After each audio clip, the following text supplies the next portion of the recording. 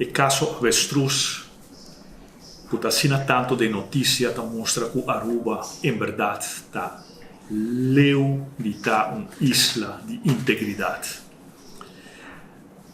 Eu uso a palavra na EIPA sobre na 2005, o Partido Red Democrático a participar para promover na eleição.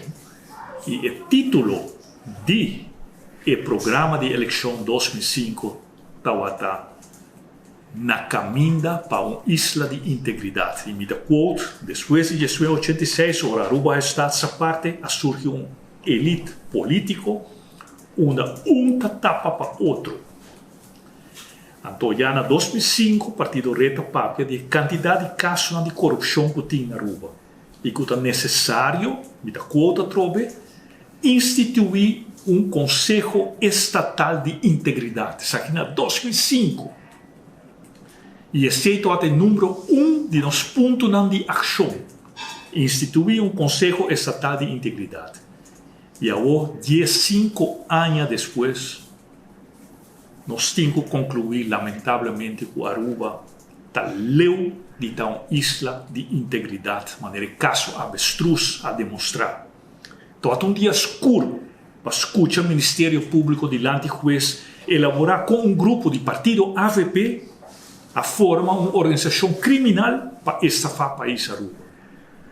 Nós temos informação fidedigna que o secretariado do Conselho de Ministros e o líder de AVP aguardo por na altura for de uma fase trempão de estafa aqui.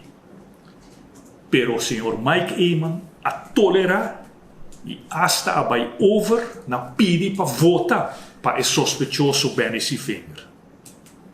Fiscal a papia de ilegal handel com o terreno de erfwacht. Omkoperij, valsheid in geschriften, witwassen. Fiscal a papia que actua conjuntamente, gezamenlijk, para estafar a país Aruba, com a meta de vir mais rico possível, em um tempo mais cortico possível e com menos risco possível. E agora é nota exagerar para qualificar o partido AVP como uma forma de crime organizado.